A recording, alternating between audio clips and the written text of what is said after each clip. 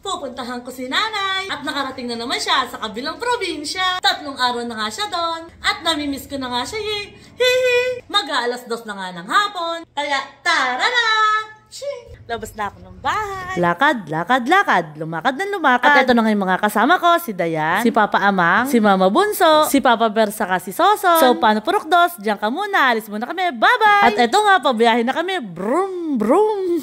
Oh, akala niya sila lang marunong mag-voice over. Siyempre, ako rin. Narinig nyo na nga silang lahat. At sa mga hindi pa po nakakakilala sa akin, ako po yung ate ni Papa Ber. At sa mga nagtatanong, hindi po kami magkapatid, kundi magpinsan. Makailan na rin pong sabihin ni Papa Ber na ang parehas na magulang namin ay magkapatid. O siya, at i-share ko na lang din na tuwing nagdadrive nga ako, para hindi ako bagutin at antukin, palagi nga ako nagpapatugtugi. At sayang naman yung magandang boses na binigay sa akin. Kung hindi nyo maririnig, handa mo na itenga mo ah. There's a danger in loving somebody too much, and it's sad when you know it's your heart you can trust. Oops! Teka lang, hanggang doon lang muna. Baka ma-discover eh. Parang hindi nga yata tama. Kumakanta ako, tinulugan ba naman ako? Sa patuloy nga ng aming pagbiyahe, nadaanan na nga namin ang bayan ng Aliaga, Saragosa, at papasok na nga kami sa kabilang probinsya. Bali, nandito na nga kami sa Tarlac, at yung bayan nga nasasadyain namin, ay napuntahan na din namin. At charan, dito nga yun sa bayan ng Bamban, mga nagkagutuman na nga rin, at para hindi ubos oras, nag-take out na nga lang. 1-piece chicken yung in-order ni Papa Amang, at di pa nga daw siya kumakain ng tanghalian eh. At sa amin nga, tamang mix and match lang, sapat na. Bukod sa pagpunta kay nanay, paglilibot na nga din pinunta namin dito. Nung nakaraan, diyan kami nagpunta sa Our Lady of Lourdes. At inakyat nga namin ng mahigit 100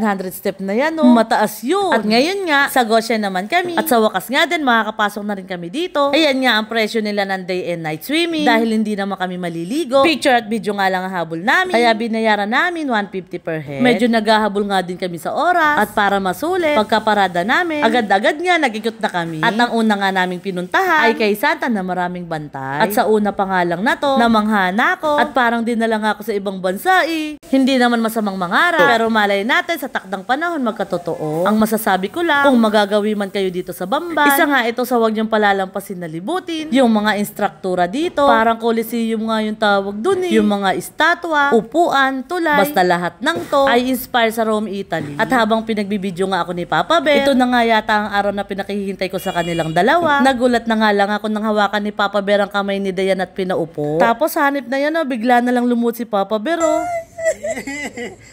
Mano po. Mano po. Todo tilipa naman ako. Akala ko nga magpo-propose na. Ayun pala, magmamano. Pagbibigay galang nga daw eh. O basta Papa Ber, kung iso-surprise mo ng propose si Dayan, at kung kailangan mo nakakuntsaba, nandito lang ako ah. At tandaan mo, kung may mga tao man na hindi masaya sa inyong dalawa, ang importante at mahalaga, kami yung masaya, na lubos sa inyong nakakakilala. At ayun nga, hindi na nga din kami nagtagal. Umalis na nga kami. At may nakakilala pa nga kay Papa Ber. At bago nga din kaming tuluyan umuwi, dadaanan ko na si nanay. At opo, 3 araw na nga po siya dito sa Tarlac. May binyag at birthday kasi. Napag-abutan na nga kami ng gutom sa daan. At para makakain na nga din ng hapunan, nag-inasal na nga lang kami sa Concepcion Tarlac eh. O siya, hanggang dito na lang. At kung napanood nyo nga tong video na to, ang gusto lang po namin sabihin, thank you po!